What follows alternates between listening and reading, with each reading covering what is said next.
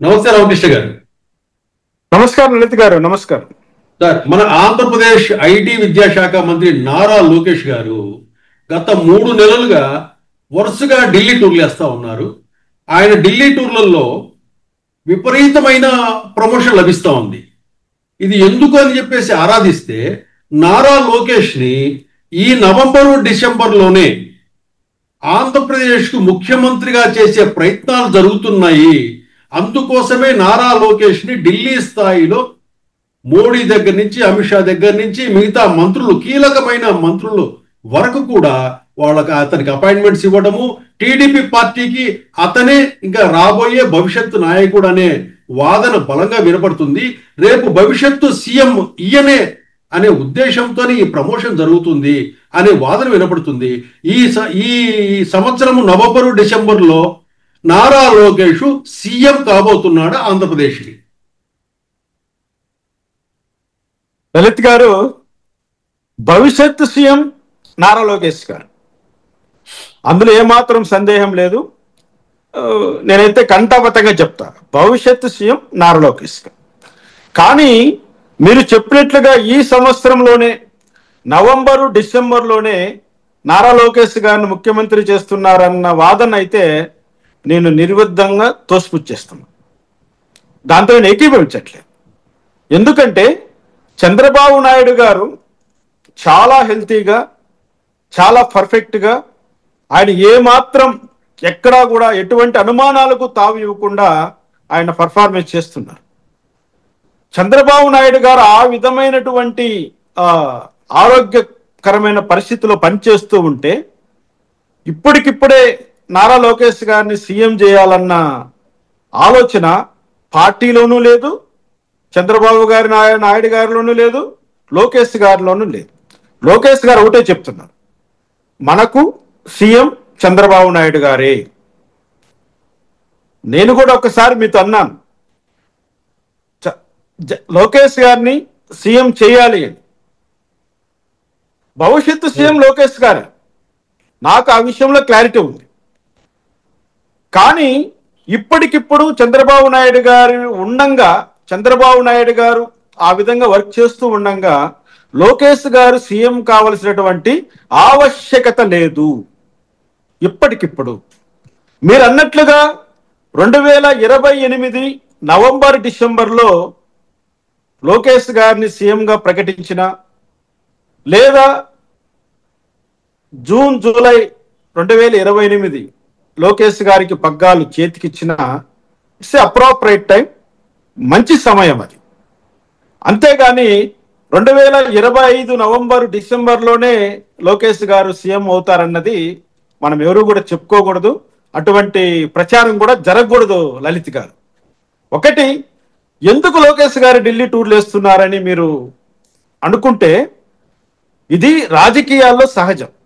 ఎందుకంటే ఢిల్లీలోనే మొత్తం వ్యవహారం అంతా నడుస్తూ ఉంటుంది. దేశ రాజధానిగా ఢిల్లీకి ఉన్న ప్రాముఖ్యత అది.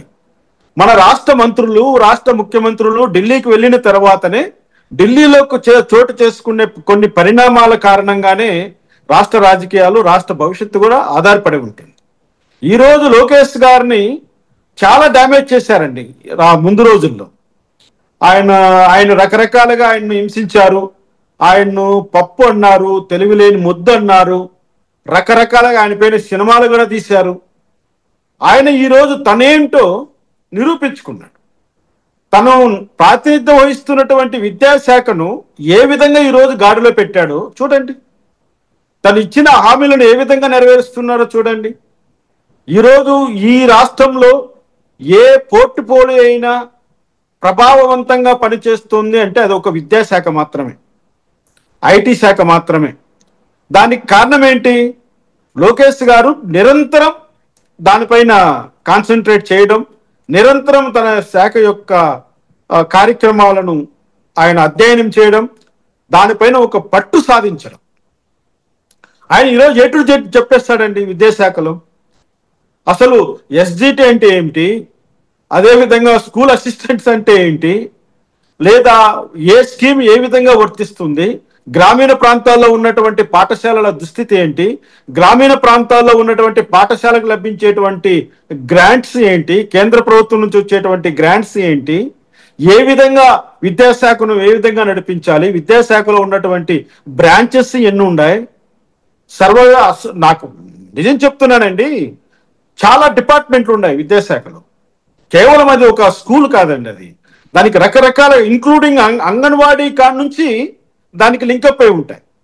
ఇన్ని రకాలైనటువంటి వ్యవస్థలు అన్నిటిపైన రాష్ట్రంలో ఏం జరుగుతోంది, రాష్ట్రంలో ఏ స్కూల్ ఏ విధంగా ఉందని కూడా చెప్పగలిగే స్థాయికి ఆయన ఈరోజు వచ్చేసారు. ఎందుకంటే ఒక స్కూల్ పరిస్థితి ఆయనకు చెప్పడానికి కొంతమంది వెళ్తే వాళ్ళకంటే ముందే ఆయన చెప్పాడట ఎలా ఉంది ఆ స్కూల్ పరిస్థితి అని.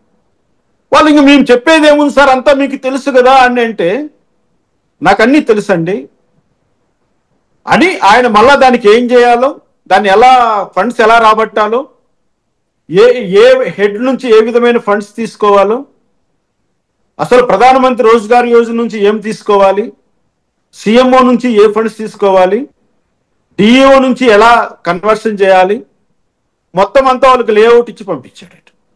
ఈ విధంగా మీరు ప్రపోజల్స్ పెట్టండి, పని అవుతుంది అంటే ఆయన ఎంతగా ఆ యొక్క శాఖ పైన ఆయన వర్క్ చేస్తుంటే ఆ విధమైనటువంటి పట్టు వస్తుందో మనం గమనించాలి. ఆ విధంగానే ఆయన రాష్ట్ర వ్యాప్తంగా రాష్ట్రానికి కాబోయే ఒక ముఖ్యమంత్రిగా, భవిష్యత్తు సీఎంగా ఆయన ప్రతి ఒక్క అంశం పైన అవగాహన అన్నది పెంచుకోవాలి. కాబట్టి ఆయన ఢిల్లీ టూర్లు వేయడం ఒక రకంగా మంచిదే. వెళ్తున్నారు, అన్ని రకాల డిపార్ట్మెంట్స్ వాళ్ళని కలుస్తున్నారు, మోడీ గారిని కలుస్తున్నారు, అమిత్ షా గారిని కలుస్తున్నారు, నిర్మలా సీతారామన్ గారిని కలుస్తున్నారు, అదేవిధంగా గడ్కరీ గారిని కలుస్తున్నారు.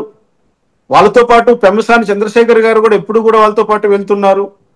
రాష్ట్రానికి మనము ఎంతవరకు కేంద్రం నుంచి నిధులు తెచ్చుకోగలమో అంత విధంగా వాళ్ళు కృషి చేస్తున్నారు. అంత మాత్రానికి మనం ఆయన ఢిల్లీకి వెళ్తున్నాడు, ఆయన ముఖ్యమంత్రి కావడానికి ప్రయత్నాలు చేస్తున్నాడు అని చెప్పుకోవడం కూడా తప్పు అవుతుంది, నేరం కూడా అవుతుందని నేను అనుకుంటున్నాను లలిత్ గారు. ఎడ్యుకేషన్ మినిస్ట్రీ విషయంలో నారా లోకేష్ సంపాదించిన విజ్ఞానము ఇవన్నీ కూడా ఏ ఎడ్యుకేషన్ మినిస్టర్ కి ఇప్పటి వరకు ఉన్న వాళ్ళకి లేదు సార్. అంత సంపాదించాడు, అది ఖచ్చితంగా అది ఒప్పుకోదు తీరాల్సిందే. అట్లాగే విద్యా సంస్థల్లో రాజకీయాలు ఉండకూడదు, రాజకీయ నాయకులు కూడా వెళ్ళకూడదు క్యాంపస్లేకని కూడా ఆయన రూల్ పాస్ చేశాడు నారా లోకేష్. ఆ విషయంలో అంటే యువగలం పాదయాత్ర నుంచి నారా లోకేష్ లో విపరీతమైన చేంజ్ వచ్చిందని మనం చెప్పుకోవాలి సార్. నారా లోకేష్ ని భవిష్యత్తును మలుపు తిప్పిందే యువగలం అని చెప్పుకోవాలి మనం. అవునవును, ఆ యువగలం పాదయాత్ర నుంచే అతనిలో మార్పు కానీ, అక్కడ అతను వేదికల మీద మాట్లాడే విషయ పరిజ్ఞానం కానీ, సెంట్రల్ గవర్నమెంట్స్ స్కీమ్స్ కానీ, ఫండ్స్ కానివ్వండి, డిపార్ట్మెంట్స్ కానివ్వండి, అనర్గళంగా అప్పుడే నేర్చుకున్నాడు అనిపిస్తుంది. అవునవును. ఇంకోటి కాబట్టి ఇక్కడ నారా లోకేష్ గారు భవిష్యత్తు నాయకుడు, భవిష్యత్తు సీఎం అన్నది స్పష్టం, అందులో ఏమాత్రము తేడా లేదు. కానీ చంద్రబాబు గారి నేతృత్వంలో చంద్రబాబు నాయుడు గారు చేసేటువంటి మార్గ నిర్దేశత్వం ఏదైతే ఉందో అది నారా లోకేష్ గారికి 10 కాలాల పాటు ఆయనకు వెన్నంటూ ఉంటుంది. ఆంధ్రప్రదేశ్ ప్రజలు కూడా నారా లోకేష్ గారు అంటే ఏంటో తెలుసుకున్నారు, నారా లోకేష్ గారి యొక్క పనితనం ఏంటో చూస్తున్నారు, నారా లోకేష్ కు ఆంధ్రప్రదేశ్ను పరిపాలించే అర్హత ఉంది అని ప్రజలు భావిస్తున్నారు. అది రాబోయే రోజుల్లో అది కార్యరూపం దాల్చాలని మాత్రం కోరుకుంటున్నాం. ప్రస్తుతానికైతే చంద్రబాబు నాయుడు గారి నాయకత్వం, ఆయన నిర్దేశత్వం, ఆయన సీఎంగా ఉండడం మనకు చాలా అవసరం. మన భవిష్యత్తు కూడా అది చాలా ముఖ్యమండి.